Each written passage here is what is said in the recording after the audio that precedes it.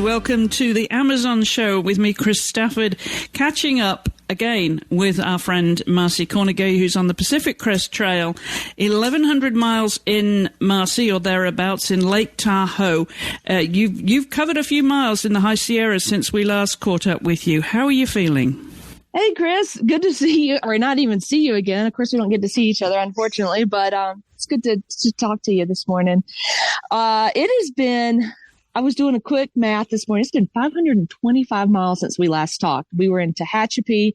Now we're in South Lake Tahoe and covering just over about 1,100 miles. And I feel pretty darn good considering my feet. They feel like I'm walking on like wooden pegs, and they just get chiseled away every time I step on another rock or another root or have to climb up another like granite pass or something like that. But besides the feet, my body feels pretty darn strong, and I'm happy about it.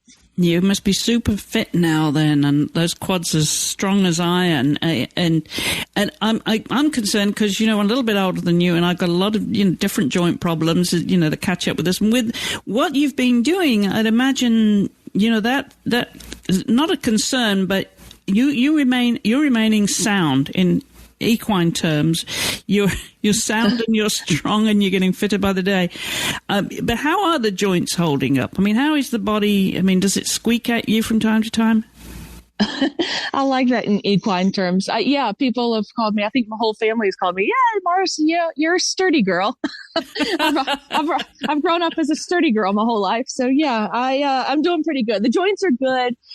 They're not squeaking at me yet. I'm finding wood to knock on. It's pretty incredible. I was actually expecting to experience more pain and more soreness. You know, besides trying to crawl out of my tent in the mornings after a long, hard day the day before, it takes me a little bit longer to get upright, but you know, a few steps and I feel ready to go. I spend a lot of time stretching.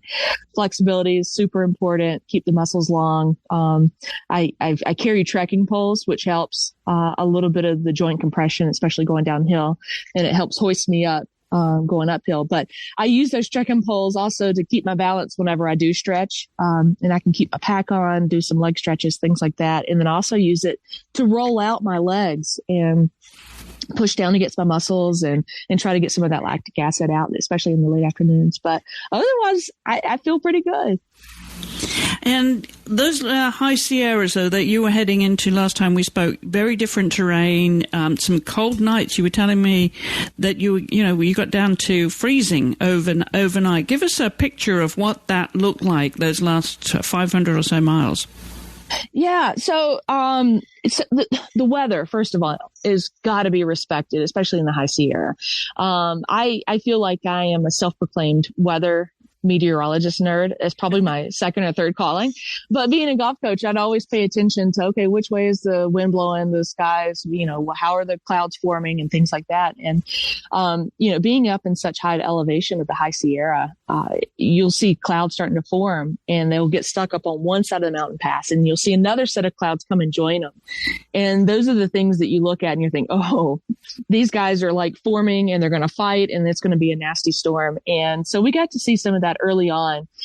We really only had two to three bad weather days. We missed about a half a foot of snow by a day of hiking. If we'd been just a day faster, we would have gotten caught in a big snowstorm up on actually Mount Whitney, which is not on the PCT, but we did hike Mount Whitney, and we could talk about that a little bit later. But and then we had two big weather days with rain. And other than that, we have been so fortunate. It has been just bluebird skies and gorgeous. Some of the night times have gotten down pretty chilly, especially if we were in the higher elevation. And, you know, we didn't have to do anything to over prepare for that, you know, carrying all of the warm weather gear and stuff on our backs anyway. So, yeah, it just, you chatter your teeth a little bit longer. I think you probably burn more calories at night when you're that cold, trying to stay warm. But it was fine. At the time, it felt miserable because you're losing a little bit of sleep, but you bundle up and wait for the next morning so you can get back on trail and get going again. So you did lose sleep. You weren't able to sleep when it's really cold. I can't. No, I struggle with that. If I'm cold, it's, I'm wide awake. And at that point, probably in hindsight, it's probably just as well for me to pack up my stuff and start hiking at night. But I didn't do that. I kept hoping for the best. I was like, there's going to be this warm little bit of air that's going to go into my tent and keep me warm, but it never does. All right. Well, let's talk about the elevation gain then, because they're not called the High Sierra for nothing. And I think it was a bit of a roller coaster, wasn't it, in terms of altitude? Yeah, it was. Well, since we last talked, I spent about 525 miles in Tehachapi. We gained over 98,910 feet of elevation. And that's a lot of just going up for 2,000 to 3,000 miles or 2,000 to 3,000 feet and then coming right back down, another 1,000 feet and then having to climb right back up and back down. So it was just a lot of up and downs, but that's 99,000 feet in elevation gain over 500 miles. But the High Sierra portion, that spans almost 400 miles and that's got a total elevation gain of like 58,000 feet. So including there, we went over some really, really high mountain passes. The highest pass that's on the PCT is Forester Pass, and that crosses over just over 13,000 feet. And then behind that, there was a handful, maybe another 7 more high level passes that are right around 12,000 feet in elevation. So you get up, rarely you will camp up there. The winds are way too strong. The threat of weather coming in quickly is a little high. So try to get back down. So at every day you're climbing at least 1 or 2 passes and that's a lot of elevation. So how is it affecting you in terms of your oxygen intake when you get that high? I kind of knew that it affects me a little bit. I struggle a lot with breathing anyway, just trying to catch my breath. And I'm breathing really hard whenever I'm working hard, but to go over these and anytime I'd get above, say 10,000 feet or so, I really, really feel it in my body and I feel, really sloth-like. So everything slows down.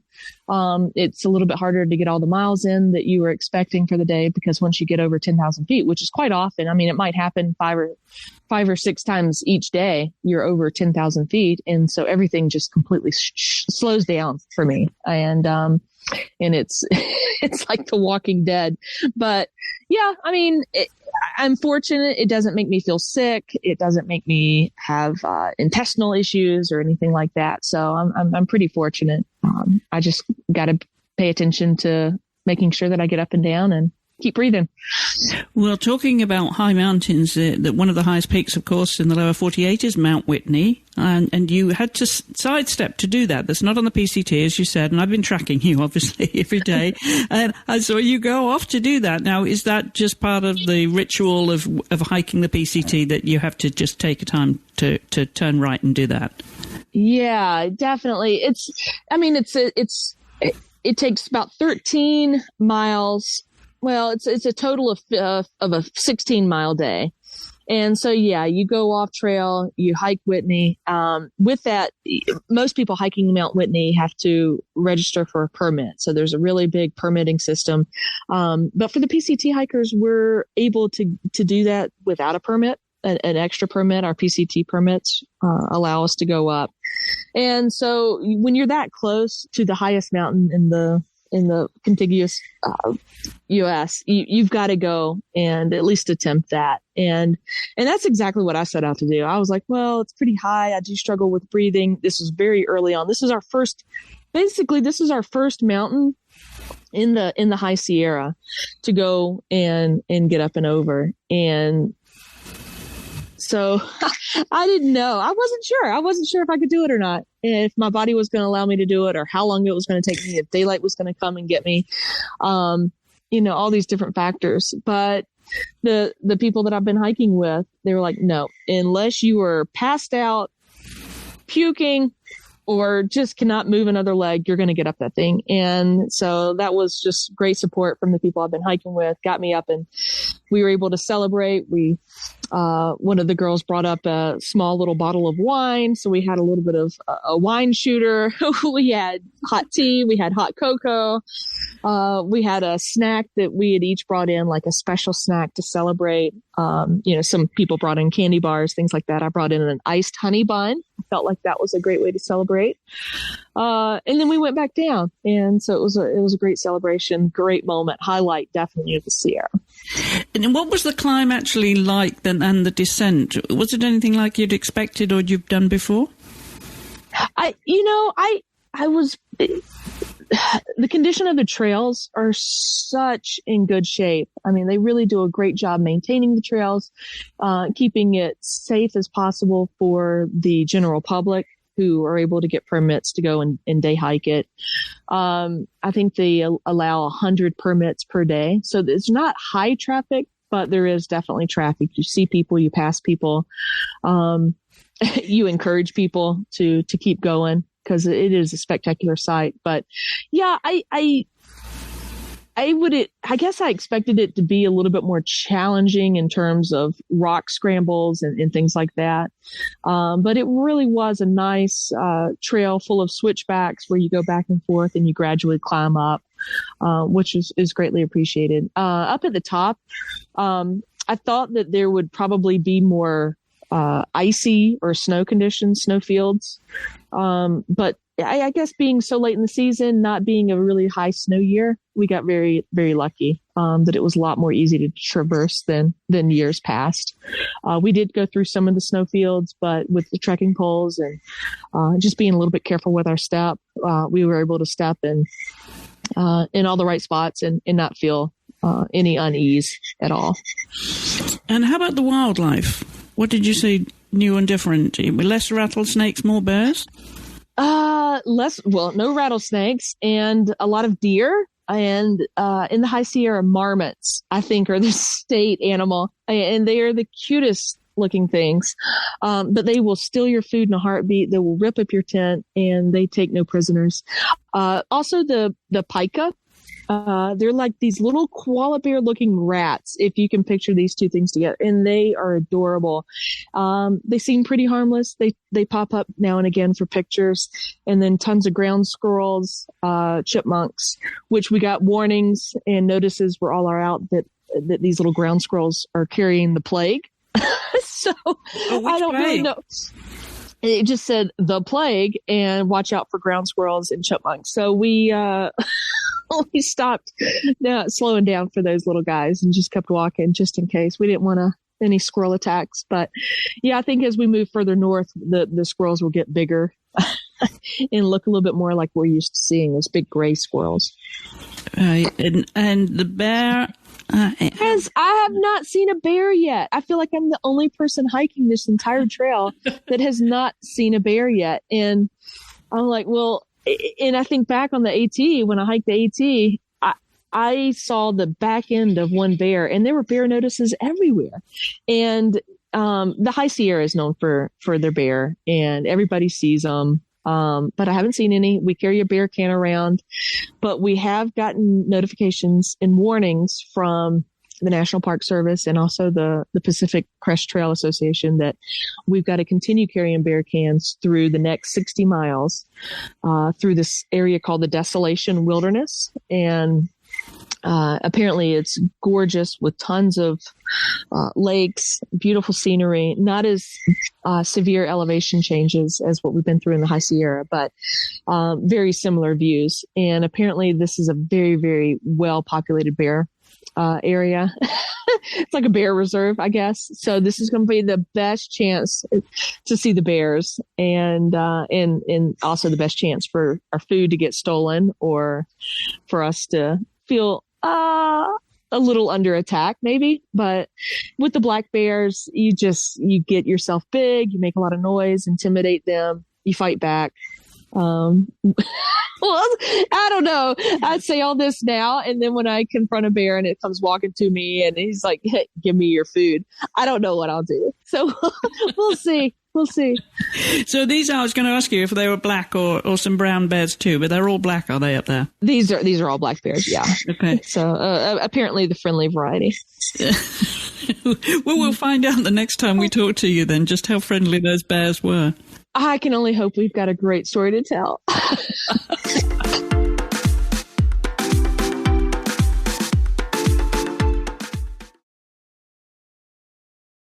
So you're currently restocking at South Lake Tahoe. What's that like? Everybody hears about Lake Tahoe and how gorgeous it is. What does it look like from your standpoint? It has been nonstop doing chores. As soon as we got into town, we were famished. So we ate a huge, huge dinner and just hung out, socialized with some other hikers just to relax. And then yesterday spent the entire day resupplying. And the reason we did that is not just the resupply for the next, 100 miles or 5 or 6 days or so, but, we actually resupplied for the next 600 miles, which is going to get us through rest of California and through the Northern California desert. And felt like at this point, looking at time, we're spending a lot of time in town going in and out or getting hitches or waiting for rides. And then you have to go and you wait in line. And there may be other hikers or day hikers there that might be doing laundry or taking showers and things like that in these towns. So want to make sure that we're minimizing all of that. So we're going to send boxes to trailside post offices so that we can go in, pick up the food, and then hit the trail and not spend as much time in these towns. And I think that's going to help us tremendously move through the Northern California desert and hit these next 600 miles in record time. Shooting for, I don't even know what today is, but shooting for like an August 14th changeover, jumping into Oregon by like August 14th or 16th. That was what I was going to ask you. Yeah, when you were thinking that you might actually cross the state line. Yeah, which would be amazing because they a lot of people that have hiked the trail in the past refer to the Northern California desert, if you're hiking northbound, as the California Blues. Because you go back and you think, okay, well, I've been through desert before. I've been through 700 miles of desert. I've been through another, 400 miles of high Sierra wilderness, backcountry. And then I'm still in California and still have a really long way to go. So yeah, I think it's going to be just put the hammer down and crank out these miles, move through pretty quickly. And of course, by then you'll be well over halfway to the finish line. Right. Yeah. At 2,650 miles. Yeah. So there's going to be like psychological, I would imagine, once you get out of California, because it's gone on forever and ever, as you said, and you're into Oregon there and you're past the halfway mark. That probably will give you a bit of a boost, won't it, to think that now the terrain is going to be different, but a little bit easier for you to do more mileage in Oregon, you said. Yeah, I think so. And you're talking about the emotional or psychological halfway point. I feel like South Lake Tahoe or the Tahoe area is that mark for me. I mean, I've been thinking about coming and passing through here for so many miles for over 2 months now. And so I feel like, okay, finally got here and now we can move on and whatever else. It feels like the other side, I guess, as long as you can get to the other side of Tahoe. And that sort of feels like that emotional marker for me, because I know that looking at the maps and looking ahead, that actual halfway marker is going to be in the middle of a burned area that actually where fires came in last year. So it's not going to be real epic scenery. It's not going to be a great epic day. But I feel like, having a good 0 day in Tahoe is a good way to celebrate, sort of an emotional halfway point. So feeling close enough to it, Chris. Yeah, it sounds like it. Well, today's July the 21st, a Thursday, as we record. Last time we spoke, Marci, you talked about when your next celebration point will be. So is that it, when you actually get out of California? Yeah. I think when we were talking about last time, I think getting through the Sierra, getting to Tahoe, that's going to be a celebration point. And then crossing over into Oregon, which is right outside of Ashland, Oregon, where we'll cross over into Oregon. We'll get, within about an hour's distance to Portland. I think that will be another celebration point where we'll get off trail and I'll be able to, take a good 0 day maybe in Portland and then push on through all the way to Canada. But yeah, at this point, let's get through California. Let's push through each of the states. So we've got about another 3 more celebration points. 3 more celebration points. All right. Well, talking about celebration points, and you've mentioned your hiking buddies there. I know that you spend the day probably hiking alone because you're all doing it at a different pace, but you've made some really long-term friends there that you've caught up with that are on the same journey as you, and you may catch up with them at the end of the day at camp when you camp overnight. Talk a little bit about them. Tell us who have become your closest companions now for the last few months. It's been such a cool social experiment out here. I mean, you meet so many different types of people, backgrounds of people, ages, different stories that come out. But I've been fortunate enough to meet these other 2 women that I've been hiking with, and they're both in their late 20s. They both are successful at their jobs back in the real world, and they've had a goal to be able to hike the PCT for a long time, and I don't know. We meshed really, really well when we all met up under different circumstances. We've been hiking together since one of them I've been hiking with since day 3, and the other one I've been hiking with since, I don't know, maybe day 15 or so. So we've traveled a lot of miles together. And a lot of times whenever you ask me questions and I refer to, well, we need to do this or we need to do that, I immediately think of this little wolf pack that we've created, because we make a lot of decisions together. And I think it's taken a lot of pressure off of me individually to make a lot of decisions that, I'm not the best decision maker in the world. I get really, really stubborn and I don't listen to my body a lot of times. And, if I start to feel anxious about not getting enough miles in, then, well, the only fix to that would be for me to go out and do a bunch of maybe 30-mile days or really push myself over my limits. And they helped me realize that it really is a marathon and not a sprint, and that we can, go up and over and do hard things. And it's been so much fun. And at least to be able to go back to camp at night or meet up for a snack or a lunch during the day, to share some of the stories or share some of the tough stuff that we've been able to go through, or share some of the victories or the exciting things that we've seen.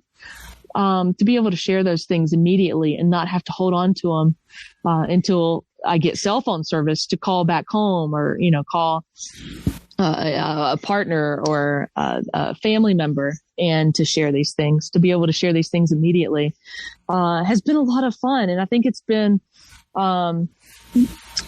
really good for me to reflect on the trail in real time versus just hike it all and then go back home and then daydream about it all the time. So I'm really living the trail and being in the moment, and these 2 girls are really helping me do that. And I really appreciate them for that, for letting me come into their world too. Yeah. Well, why don't we have their names and which part of the world they're from? Yeah, absolutely. One of them's name is Haley. That's the one I met earlier, and she goes by Natty G. I was part of the naming process. Of course, we all have trail names, and I was part of the naming process for her because she knows everything about everything out there. What type of flora, different plants, the different animals, the different parts of the geography, and knows a lot about the parks and wilderness. So it's a short version of Nat Geo, National Geographic Explorer. And then she's from Montana and works with trail crews, does some conservation efforts and things like that in Glacier National Park, has worked in Idaho, Montana, and surrounding areas, making sure that trails are up and running for people. So this is not new territory for her. And then the other one is Simone. She's from Southern California and San Diego, lives in Arizona now, worked corporate world logistics, and decided that it was a great time for her to get out and do this now. And then start a new career when she gets back to trail. She's been a lot of fun to hike with and very supportive as well. So yeah, got really lucky with these 2. Yeah, fantastic. Well, and her trail name is Glider. I didn't mention that, but it is beautiful. Yeah, we're part of the naming process for her name too, Glider. It is a work of art seeing her glide across different water sources and things like that. Whether it's a river crossing or big puddles or whatever, she just glides right across. Yeah. I would imagine then when it comes to you being in bear country now for a few days ahead of you, that, which is a real threat, and it's going to be easier if you three are together, is it? Are you going to make a point of sticking together through those 2 or 3 days of bear country? I think so. I don't know. It's one of those things. I guess if you really want to see a bear, you got to go out alone and be really, really quiet and tiptoe through the trail really, really as quiet as you can so you can see if you see anything. But I think being together will probably scare the bears away, because every time the three of us together, we've got a big conversation going. We're loud, we're laughing. And we won't see a bear. So I don't know. I think we're all really, really itching to see something. So we may go off alone, and I'm going to have my camera ready to roll. I cannot wait. Yeah. I want you to be absolutely safe, obviously, Mast. That's the most important thing, that you navigate this bear country successfully. But I also want to see some pictures. So just be careful. Just be careful. I will. For the birds. I know you are. Yeah. And with I'm blonde bear, so these are my cousins, and I know what to expect with these guys. I told them to, be good to us. Don't take our food. Don't scare us, but just show up for a photo opportunity. And if I can get a selfie with one, that it would be an absolute bonus. That's the goal. A selfie means you may have to turn your back on the bear, Mast, if you can. I know. Thanks, Mom. I know. I don't. Like I said, I talk a big game, and then all of a sudden I'm going to see one, and I may wet my pants and run the opposite direction. So we'll see what happens. Well, they do say not to run from the bear, don't they? That's important too. So, yeah, okay. Well, as long as the other girls know where you are, as long as Simone and Haley know roughly where you are, and if you don't show up where you're meant to, at least they can come looking for you. Oh yeah, we're good at that. Okay. We're good at that. Excellent. All right. So, just to summarize, then, what what those last 500 plus miles have meant for you, and what you're most looking forward to now ahead in the next few weeks before you get out of California. Yeah, it has been such a turning point in the trail to see some of the views. You work really, really hard to get the views, but Chris, these are coffee table views that you don't get to see. If you got to walk in and see this area, it is untouched. It's unscathed. It is, it's been unapproached by a lot of people, and it is so pristine and so gorgeous. So I highly recommend that if you've got the opportunity to get out and there's opportunities for weekend hikes or smaller trails. The John Muir Trail overlaps the PCT through the High Sierra, and it's, it might be a 15 to 20 day trip for somebody, but it's an opportunity to see. And so I feel very, very fortunate that I've had the opportunity to walk through some of this untouched wildlife and see it. Because I don't know with global warming, weather changes, fire threats, monsoons, slides, all this stuff. We don't know how long this land's going to be here. And you got to get out and see it. And I've really grown to appreciate the ability to get out and see some of this stuff. Some of the other things that I've really recognized is that my stress level, my anxiety level, I don't want to say anger level, but you know how you get kind of tied up and anxious and a little frustrated or impatient. In my real life, I have realized I have not felt any of those things in over 2 months.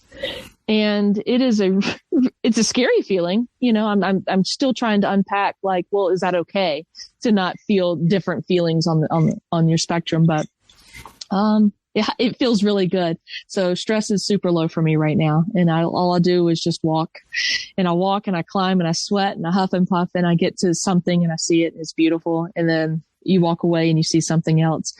And then looking ahead, I think that just getting the miles behind us and feeling like in a good place, to finish this thing is going to be really exciting. I know that I'm not technically even at the halfway point, but it feels like it, and they're starting to see a little bit of light at the end of the tunnel. So I know that when we talk again, there will be a lot more light.